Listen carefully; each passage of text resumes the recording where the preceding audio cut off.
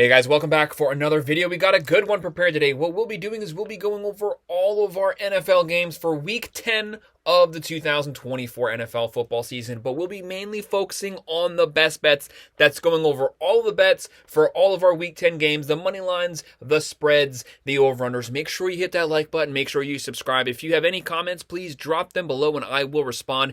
Every week, we go over every single NFL game. We also do the same thing for every college football game, the top 25 and the non-top 25 games. If you're a football fan, if you're a sports fan, make sure you hit the like button. Make sure you subscribe so you can follow along with us this football season. This is our best bets video. We're going to run through all of these week 10 games. We already have the Thursday night game in the books. We have the Ravens beating the Bengals in a close one. That happened, but let's go ahead and move forward with our Sunday games now.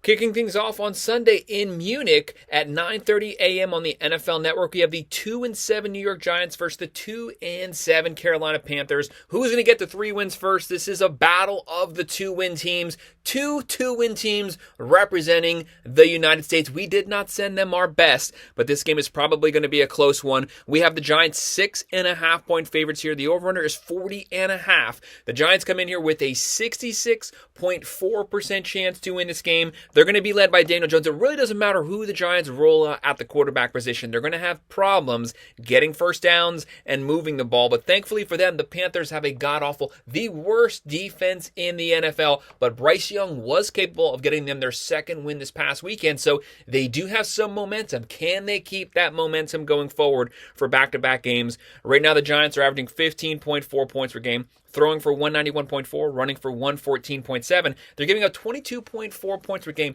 Their defense actually isn't bad considering they're on the field the entire game. Where their biggest weakness is their run defense. They give up just under 150 rushing yards per game.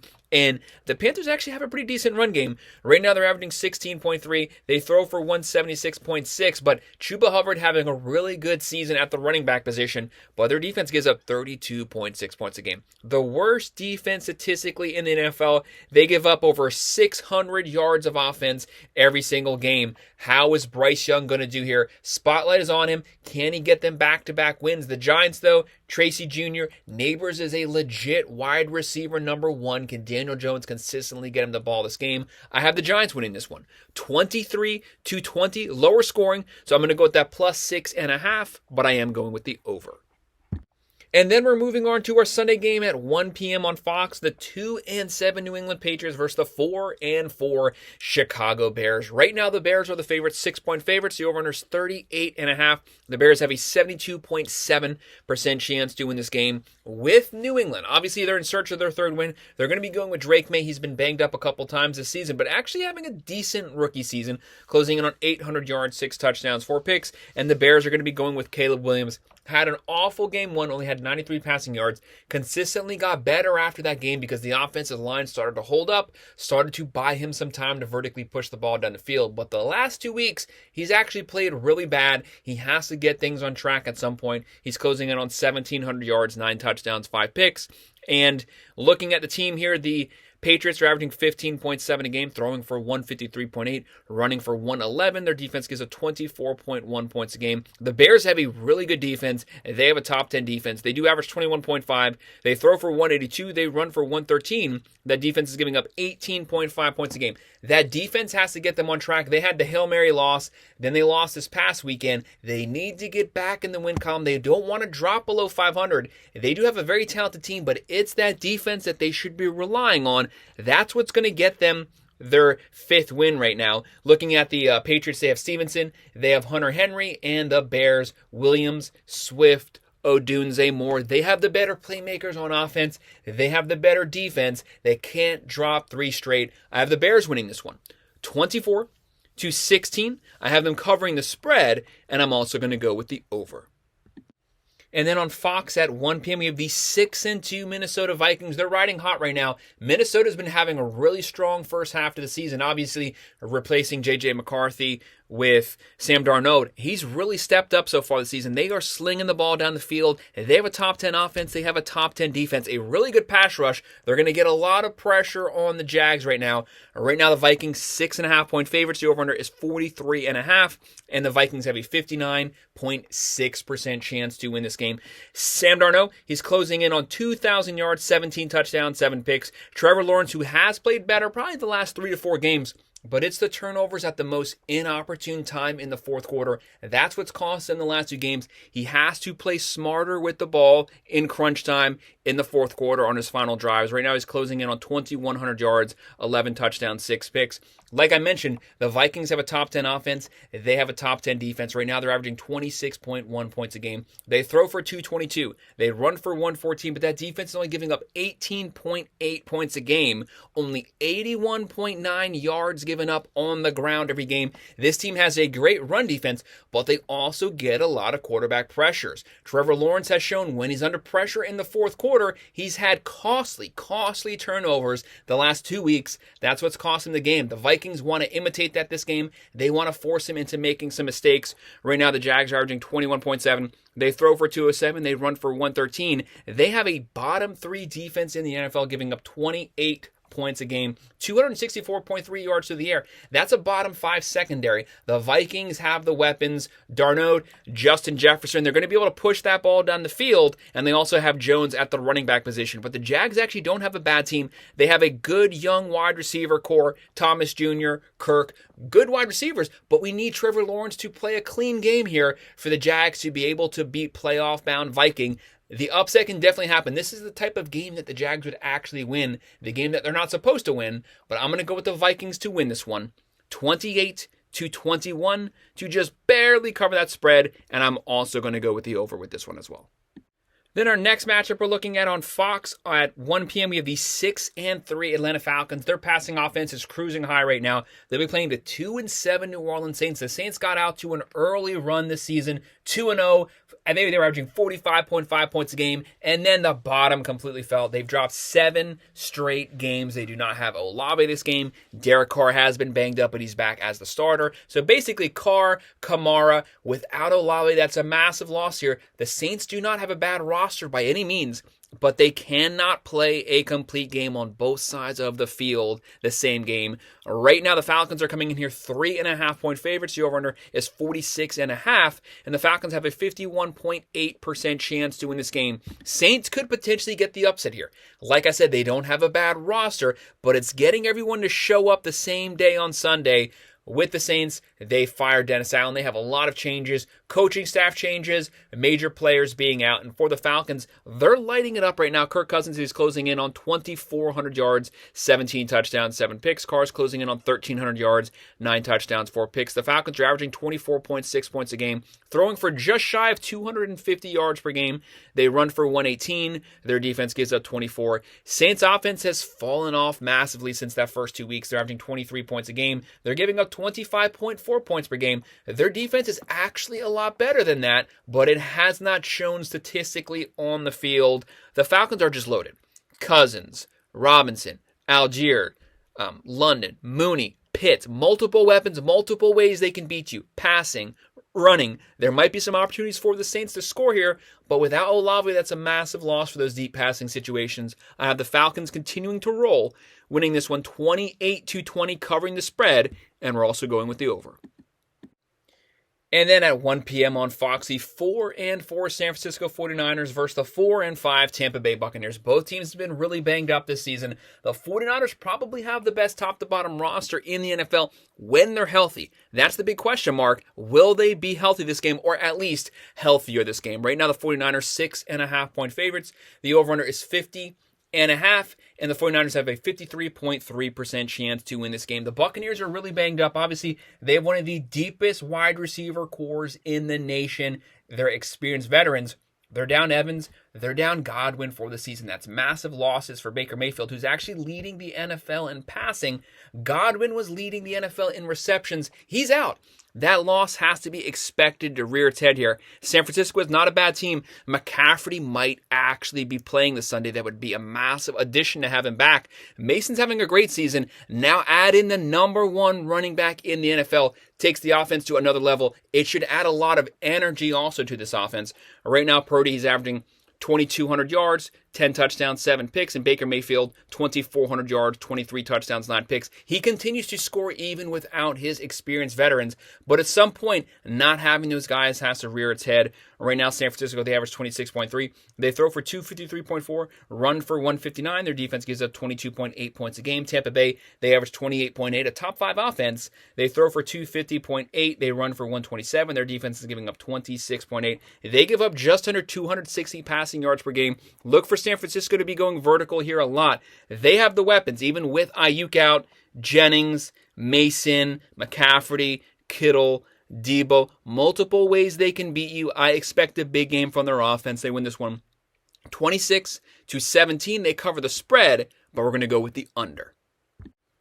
And then on CBS at 1 p.m., the 7-2 Buffalo Bills, who are showing just how much of a playoff team they are. Right now, Josh Allen's having an MVP caliber season. They'll be playing the 4-5 Colts. The Bills are 4-point favorites. The over-under is 46.5, and the Bills have a 64.7% chance to win this game. The Bills are extremely talented, a top 10 overall roster. They have a top 5 offense. They have a top 10 defense. Right now, Josh Allen is closing in on 2,100 yards, 17 touchdowns, only 2 picks so far.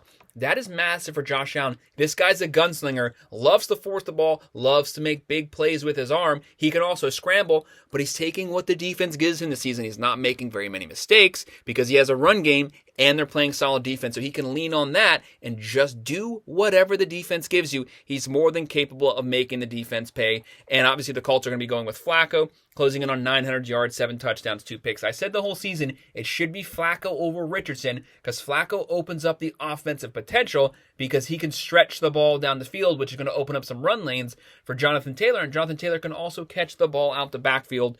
Right now, Buffalo, they average 28.9. They throw for 216. They run for 119. Their defense a top 10 one, giving up 19.2 points a game. The Colts average 20.9. They throw for 194. They run for 121. Their defense gives up 21.4 points a game. Buffalo has a run game.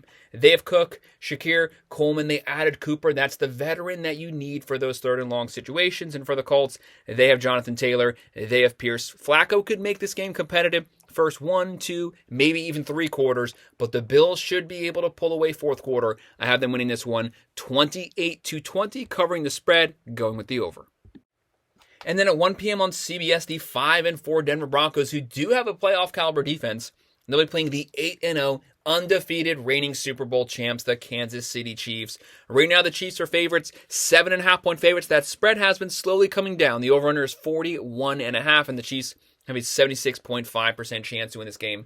For Nix, he had a bad first 2 games of the season. He's gotten consistently better since then because Sean Payton is coaching to Bo Nix's skill set. Short, accurate, dink and dunk passes, roll the pocket out, keep him mobile so that he always has the option to either check it down or scramble for the first down. But Kansas City is going to make that very difficult. They have a Super Bowl caliber defense. They're going to look to bottle up Nix, keep him in the pocket, keep him from being able to scramble, keep him from being able to get outside the pocket, and force him to have to push the ball down the field. When he's uncomfortable passing, there's the possibility for interceptions there. Right now, Bo Nix, he's closing in on 1,800 yards, 8 touchdowns, 6 picks. Patrick Mahomes is having the worst statistical season of his career. He's closing on 2,000 yards, 11 touchdowns, 9 picks. But it doesn't matter. They're undefeated. They continue to win. Their defense is so good it consistently gets turnovers and gives the offense the short field. Right now, Denver, they're averaging 20.3, running for 187. Throwing for 187, running for 121. Their defense is a playoff defense. They might keep this game close for a couple quarters. They're only giving up 17.9 points a game, but the Chiefs, they're averaging 25.4, throwing for 230, running for 122, and that defense giving up 18.4 points a game, only 83.9 on the ground.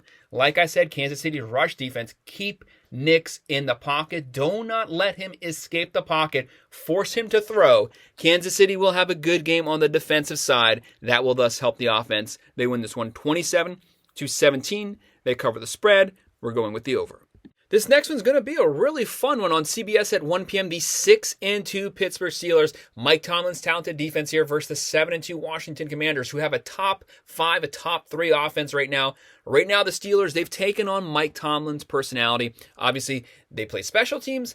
They run the ball, but they play elite Super Bowl caliber defense. TJ Watt and company, they're going to look to tee off on Daniels, try to get him to panic, try to get some turnovers here. Every game the Steelers win is always a one-possession win. They keep every game close. Defense travels. It will be going with them to Washington. Right now, though, Washington's the favorite. 2.5-point favorites. The over-under is 44.5. Washington has a 53% chance to win this game. This is going to be a really close game, practically a 50-50 pick-em.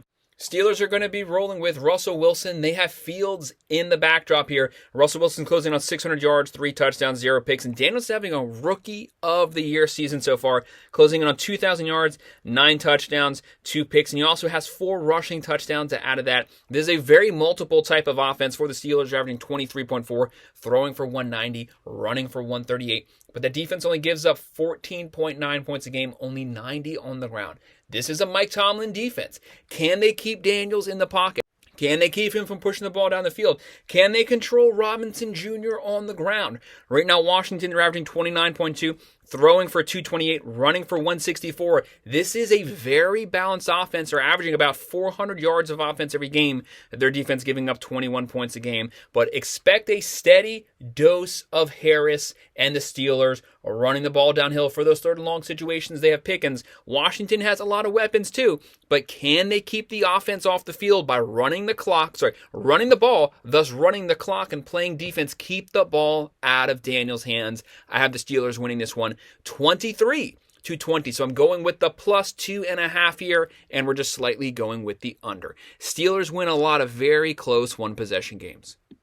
When you look at the Chargers, which is our next matchup, this is a team that's very similar the way that it's ran to the Steelers. At 4:05 p.m. on Fox, we have the 2-6 Tennessee Titans, who basically have nothing going on the offensive side. They'll be playing the 5-3 LA Chargers. The Chargers are the favorites here, pretty big favorites, 7.5-point favorites. The over-under is 38.5, and the Chargers have a 66.5% chance to win this game. Tennessee, obviously, Levis wasn't the answer. They went with Rudolph. They finally got their second win of the season. But whether it's Levis, whether it's Rudolph, neither of them is the permanent answer at the quarterback position. They are going to continue to struggle to get first downs and struggle scoring. Justin Herbert finally had a big game passing. It's been there the whole season, but they haven't needed him to really be throwing for 300 to 350 yards every single game. They have a run game. They play defense. They have actually the number 1 statistical defense in the NFL. So they're not asking him to really do anything. Just manage the game. If we need you to go vertical, he's there for it. Looking at the team stats here, you have Tennessee. They're averaging 17.5. Throwing for 171, running for 126. Their defense gives up 26.6 points a game. There will be opportunities for the Chargers to be able to score here. Chargers averaging 19.9, throwing for 201, running for 115, but it's that defense only giving up 12.6 points a game. The number 1 scoring defense in the NFL. For Tennessee, they have Pollard, they have Ridley, they have some playmakers, but they're not consistent on offense, and they turn the ball over a lot. Chargers are going to get a lot of pressure on the quarterback position, try to create more of those turnovers. They have Herbert, J.K. Dobbins, they have McConkey. Expect a steady dose of J.K. Dobbins here. It's going to be a run-focused game, just like the Steelers game. Harbaugh, you're going to play special teams, you're going to play elite Super Bowl defense, and you're going to run the ball. That's the recipe for their success. This is a low-scoring win. They win this one 24-13. I have them covering the spread, but we're just barely going with the under. And this next matchup could have been a really fun one at 4:25 p.m. on CBS. The 6-2 Philadelphia Eagles versus the 3-5 Cowboys. This is a fun rivalry game here, but the Cowboys are very depleted. They weren't good with their full roster. Now they have a very depleted version of their roster. Right now, the Eagles come in 7-point favorites. The over-under here is 43.5, and the Eagles have a 69.1% chance to win this game. We were robbed of a really big market, fun game to watch, but we got to roll with it. Right now, the Eagles, since the second half of last season, they've had massive turnover problems, but they've actually been playing really clean football, I'd say, for probably the last 5 games. Now, the turnovers reared their head the second half of the game this past weekend, but they were still able to win the game because of their defense. Their defense has been playing really solid this season, And the offense, for the most part, has been having a very clean season so far. Right now, Hurts is closing in on 1,800 yards, 10 touchdowns, 4 picks. And for the Cowboys, they're going to be going with rush. Dak Prescott is out. CeeDee Lamb is out. That is a massive loss here. The Cowboys cannot run the ball, so now you're putting a lot of pressure on the backup to be able to beat the Eagles. Cowboys are usually hard to beat at home, but definitely not this season. Looking at the team stats, the Eagles are averaging 24.6, throwing for 202, running for 175, the second best running team in the NFL. They rush for almost as many yards as they pass for. Running the ball usually statistically keeps your turnovers down, and their defense is only giving up 19.4 points a game. That's the top 10 defense. For Dallas, they're averaging 21.4. Throwing for 254, running for 82. Their strength used to be their offensive line, their run game, their defense. All three of those have been atrocious this season. They're not really good at anything specifically. They cannot run the ball. Take their passing quarterback out of the equation. They're going to have even more difficulty running the ball on the ground. Looking at the playmakers here, the Eagles have a loaded offensive roster. Hurts, Barkley closing in on 1,000 rushing yards. Smith, A.J. Brown. A.J. Brown was a full participant at practice, so hopefully he'll be playing Sunday. And Dallas is just completely decimated, and Dowdle's not going to carry the load. The guy's not a very good running back. I have the Eagles winning this one 30-17, covering the spread. We're going with the over. This next one is an under-the-radar close one on Sunday at 4:25 on CBS. The 3-6 New York Jets, they finally got that third win. They had a long losing streak going on. They were able to rebound. Do not underestimate adding Davante Adams. He's the experienced veteran wide receiver Rodgers needed for third downs because guys were dropping a lot of perfectly placed balls. Adams is not going to drop those balls, and they're playing the Cardinals 5-4. Cardinals having a really good season so far. They came out of nowhere. A lot of people predicting them to have a bad season. That is not the case, but they are very Jekyll Hyde. They have a great Sunday. The very next week have a bad Sunday. They played great this past weekend. Are we going to get a bad version of the Cardinals right now? Looking at the team right here, Rodgers is closing in on 2,200 yards, 15 touchdowns, 7 picks, really coming on in the last 3 games. Kyler Murray having a good season so far, especially running the ball. He's closing in on 1,800 yards. He has 11 touchdowns. He has 3 picks. He has 2 rushing touchdowns. The Jets have a top 10 defense, though. Defense travels on the road here. The Jets are averaging 19 a game. Throwing for 221, running for 87.7. They got to get the rush yards up, but their defense is giving up 20.3 points a game. For the Cardinals, they're averaging 23 points a game. They're throwing for 190. They're running for 150. Very balanced offense, and their defense is giving up 23.8. Right now, the Jets are 1.5-point favorites, and the over-under here is 46.5. Now, the whole week, the Cardinals were actually the favorites, but this just flipped yesterday. I've been picking the Jets to upset. I was going with the plus side. I had the Jets upsetting the Cardinals, but the spread has since shifted. It's now the Jets 1.5-point favorites. The over-under is 46.5. Cardinals, though, have a 50.9% chance to win this game. This game is as 50-50 as it gets. It's practically a pick-em, but I think the Jets and Rodgers, Breece Hall, Wilson, Lazard, Adams, if he's fully healthy, they should be able to beat the Cardinals based off of their defense, but do not underestimate Arizona here. Kyler Murray, Connor, McBride, Marvin Harrison Jr., they can make this game competitive. Kyler Murray can light it up because he can scramble, he can run, he can extend plays with his legs, but he's always keeping his eye down the field. But I have the Jets winning this one, 24-20. I have them covering the spread, but we're going with the under. Then one of our games of the weekend we have coming up, the final Sunday night game, second to last overall game on NBC, Sunday at 8:20 p.m. The 7-1 Detroit Lions, who, let's be honest, they're probably the best team in the NFL currently through the first half of the season. They'll be playing the 6-3 Houston Texans.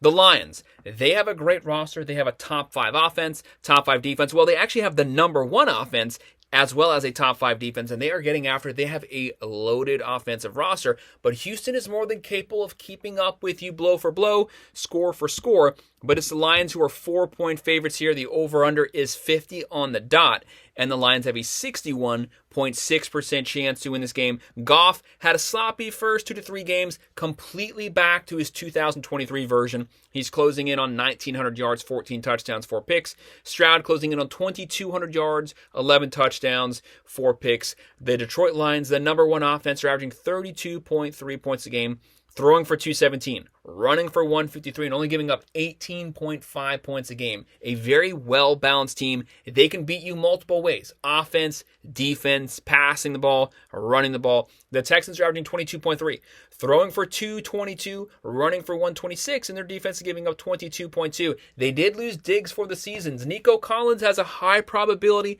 that he will be playing this Sunday. When he went down 4 weeks ago, he was leading the NFL in receiving yards. He's a massive loss for them. He's a top 3 wide receiver. He might be back this Sunday. That will definitely be helping the Texans. Right now for the Lions, Goff, Gibbs, Montgomery, St. Brown. Multiple ways they can beat you. A loaded offensive roster. Houston, they have Mixon. Nico Collins, if he comes back, he's going to help that loss of Diggs. But I have Detroit's just well-rounded team being too much for Houston on the road here. They win this one 33-23. I have them covering the spread. We're going with the over. And our final game of the week, the Monday night game at 8:15 p.m. on ESPN, the 2-6 Dolphins versus the 4-4 LA Rams. This is a really fun game because both of these teams have been held back by injuries. Both of these teams are getting their playmakers back. This is the third game with Tua now. The Dolphins lost him. When they lost him, they went from a top 5 offense to the worst statistical offense in the NFL. Tua is back now, but they haven't won one yet. But the offense has been scoring, but now the defense is playing pathetic. Can they get everyone on the field together here? Can they get their first win with Tua being back? Right now, the Rams are actually the favorite, 1-point favorite, very close. The over-under is 50.5, and the Rams have a 54.8% chance to win this game. This game is really close here. The Rams, they were down Cooper Kupp, they were down Nakua. Once they're healthy, once those guys came back, it took this team to another level. They were first talking trading guys, trying to get draft picks. But with all those guys playing on offense, they can keep up with anyone offensively. They can score on any team. If they have the veteran Stafford, he can distribute the ball to the playmakers. Tua is closing in on 1,000 yards, 5 touchdowns, 3 picks. Stafford closing in on 2,000 yards, 9 touchdowns, 6 picks. Now, these team stats are kind of construed to one side because a lot of it was without a lot of their offensive players. The Dolphins are averaging 15.5, throwing for 191, running for 140, giving up 23.4 on defense. And the Rams average 21.3, throwing for 232, running for 97, giving up 24.3 points per game. These teams are very like one another. They can both score. They both have loaded offensive rosters. The Dolphins have Tua, Mostert, Achin, Hill, Waddle, Beckham, Berrios. The Rams, Williams, Atwell, Cooper Kupp, Nakua. Nakua just has to make sure he doesn't punch anyone. Very talented teams. This game's going to be a shootout potentially. It's going to come down to the fourth quarter. Final possession. That final possession could be a touchdown, could end in a turnover. I have the Dolphins getting the upset win here, winning this one 27-23. So I'm going with that +1, and I'm going to go with the under just barely, but that line's been moving a lot this week. It's probably going to move down. So that's our breakdown. That's our predictions, our best bets, our bets for all of our Week 10 NFL games. Make sure to hit that like button. Make sure to subscribe. If you have any comments about these games or anything else, please drop them below, and I will respond. Thank you.